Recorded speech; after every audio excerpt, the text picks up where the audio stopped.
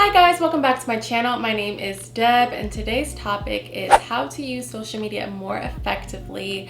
No more scrolling. So if you want to hear my tips and tricks and you also want to know some of the areas in which it could be negatively affecting you, keep on watching. Please like, comment, and subscribe. I'm trying really hard to grow this channel, but I need your help to grow. So let's grow together. Let's help each other out. Please engage with this video and let me know what else you want to see next. All right, let's jump straight in. This video is broken up into 3 different categories. What is your intent behind using social media? What are some of the issues we run into in regards to our social media use and how to use it more effectively? Okay, so I think it's important to first analyze the reason as to why you're using social media. For every reason you have to use social media, there is a way to use it more effectively or to not use it at all. Using myself as an example, every single reason that I listed in terms of why I decided to open Instagram or TikTok, there was a way that I could have used it more efficiently, a way that I could have used it in a way to where I wasn't endlessly scrolling, or I could have avoided it completely. So definitely analyze why you're staying on them for so long, and was there a way that you could have used it a little bit wiser or a little bit more effectively to where you could be better with your time management. Before I go into the tips on how to use it more effectively, let's go over some of the areas in which social media can negatively affect our lives, where it's benefiting the apps but it's not benefiting us. I feel like almost every day I see a post about how someone is going to take a social media break, how they feel overwhelmed, or how their mental health is being affected by social media. And I thought it would be really good to make this video because I have taken a very long social media break and I've really been analyzing the way that I use social media and limiting it in many ways, and I feel so much better, and I feel like I'm finally able to use social media in the way that it was intended. It was intended to be a tool, and I can use it for entertainment purposes here and there, but I no longer feel this addiction to it. I'm no longer endlessly scrolling, and I want to give you guys practical ways to end your scrolling addiction and to find pleasure in life. So one of the first ways we might see it affect our lives is us not being as present. We might find ourselves accepting introverted tendencies when really we should have just been socializing and interacting with the world around us. How many times have you been at a dinner table where everybody is looking down on their phones and they're just so concerned with this thing right here to where they're not even interacting with the people around them. They're not making conversation, they're not introducing themselves. We're missing out on real life to show a snippet of our real life on social media, but we're not actually enjoying the experience that's around us. Another thing is I find that social media can keep us from checking on our friends and family. Sometimes we might see them post a picture or a story and we might think that we know everything that's going on. They're all right, they're good, there's no need to, check on them or anything. But there have been so many times where I had a bad day, or I started the morning off crying, or I just feel so horrible, and I still posted, and I posted a happy post and nobody knew that I was miserable. Most often we post our highlights, we post our good moments, so nobody really knows to check on us. So this is just a reminder that we need to check on our friends and families. Get into the habit of meeting up with your friends and family one-on-one, or calling them, or even texting them, because it's so much more intimate than you can ever get than sliding in somebody's DMs. There's only so far that you can go using that medium of communication. Another area which I feel like we have all experienced is wasting our time. Endlessly scrolling has taken up so much of my time, yet I would constantly complain about not having enough time, or how my time management was so poor. Make it make sense. Being addicted to social media can turn you into a consumer rather than a creator. I found that I wasn't putting myself in a position to win because I was constantly scrolling. So instead of taking time to research and create and put out content, I was consuming content and I was wasting my time. Another issue that we might find ourselves experiencing is comparison. And we've all heard comparison is the thief of joy. We're looking at all of these people that have seemingly perfect lives, and we're unhappy with certain aspects of our lives, and it steals our joy. We no longer feel satisfied with the things that we have because we're seeing somebody else who has so much more. We can also find ourselves dealing with a shorter attention span. All of these reels and TikTok videos that are so short, and all of this information is crammed in without any context, and we're not even realizing that we're missing so much information. We're constantly jumping from one thing to the next, not even realizing the impact that it's having on our brain. Lastly, one that I wasn't even aware of is the constantly changing emotions. Think about it. You go on TikTok and you can see a funny video of a dog, and then you see a cooking video, and then you see another funny video, and it's like you can experience like 3 to 5 different emotions within 1 minute. With our use of social media, I want to give you some tips to use it more efficiently, effectively, and to cut down on that addictive nature that it may have. Practice the art of easing in and out of your day. The early mornings and the late nights are for reflecting, planning, just being. They're not for being consumed with what's going on in the world, because there is plenty of time for that. You have all day for that. So dedicate time in the morning and in the night for anything else but social media and work. I'm also going to be creating a morning and night routine video, so stay tuned for that, and I can guarantee you there is no social media in either of them. Now let's say you have a job that requires you to use social media.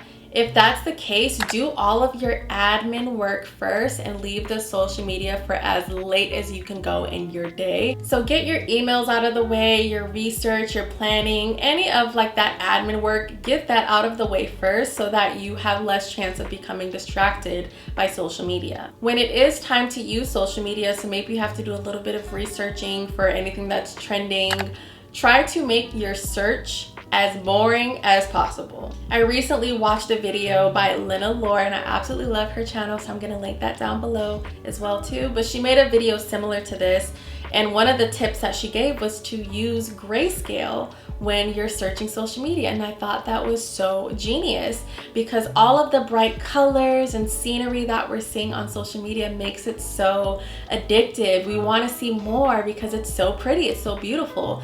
But if everything is in grayscale, it takes away that fun element of it, and it's a lot easier to concentrate on the goal of which you went onto social media for the first place and not be overconsumed by what you're seeing. Another tip that I've been using, and it's helped out so much, is to use your desktop. So use your laptop, use your desktop to search on social media rather than your phone.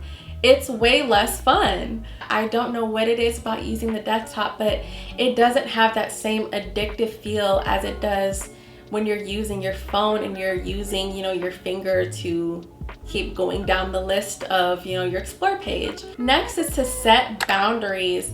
Most social media apps have tools that you can use to set time limits. Instagram has it, TikTok has it, so make use of those. And when that time limit hits, it'll basically show you a notification. Or with TikTok, I know it'll completely black out the app and I have to put in a code in order to go back on it. So use those tools and take them seriously.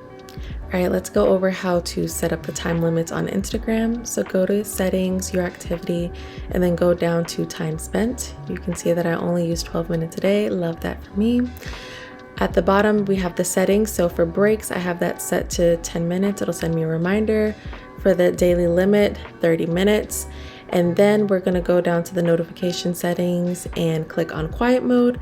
This will keep the notifications quiet at nighttime. Moving on to TikTok, we're gonna go up to our settings, and then we're gonna click on the screen time, and we have way more settings here, which I think is great. My daily screen time, I'm going to set that to, I think, 30 minutes, and you can adjust a custom time at the bottom.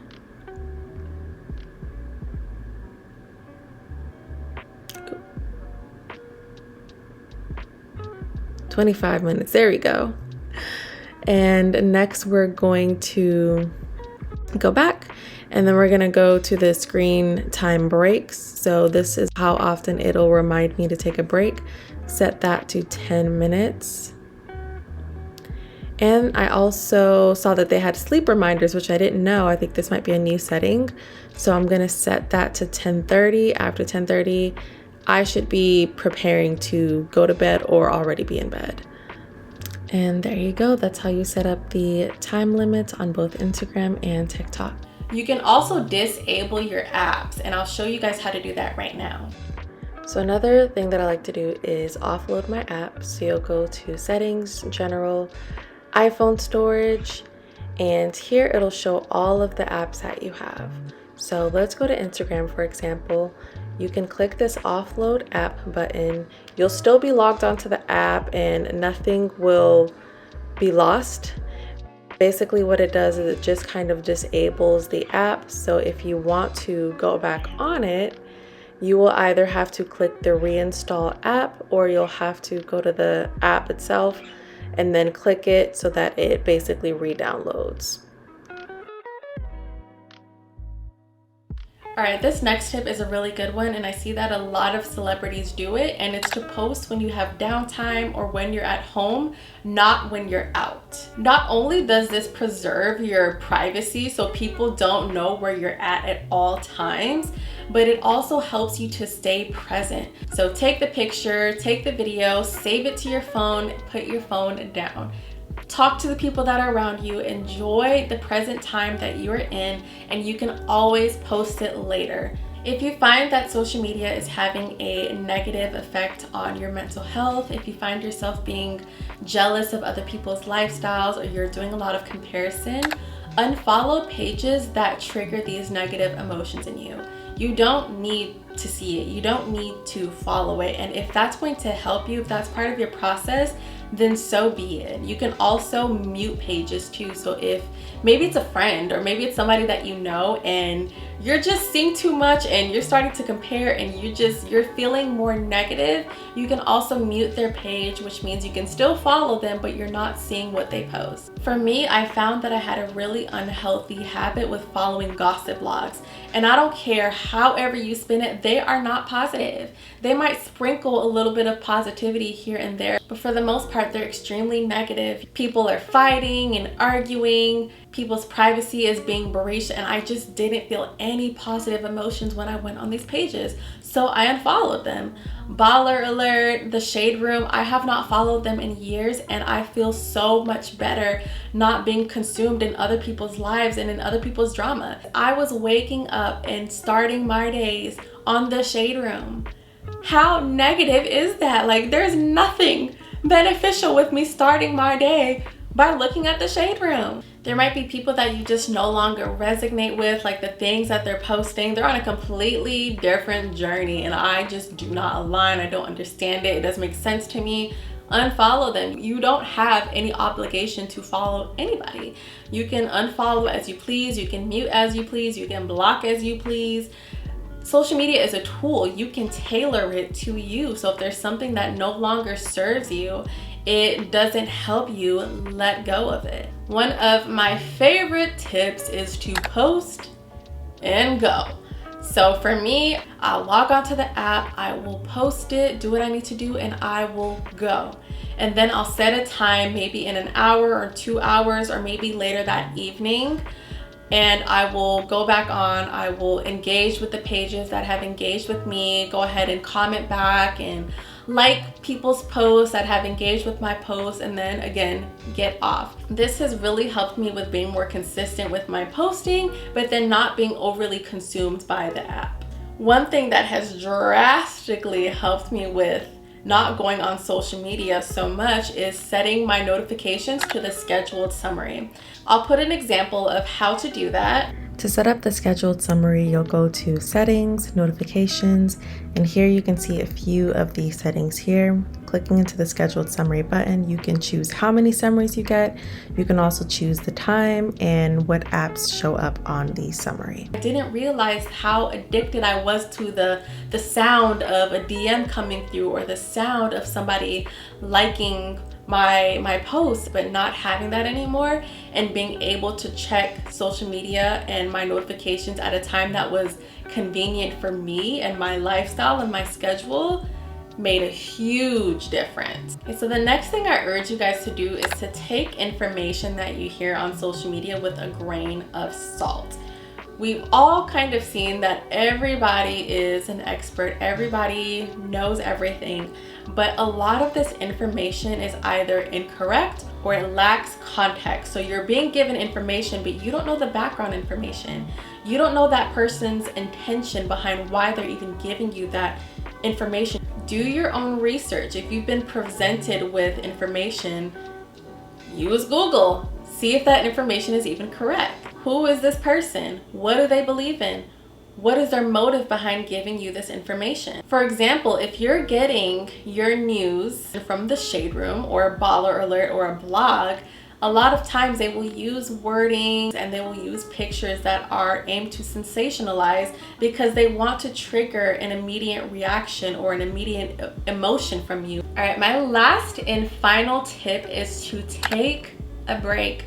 The world will not end. It will keep going. You will be fine. You are not missing out on anything that important that is worth you taking a break for your mental health. Yes, your engagement might go down for a little bit, but it's nothing that you can't rebuild. You can always build that back up. There's always opportunity to grow, but there are times where you just need to rest. You need to ground yourself a little bit.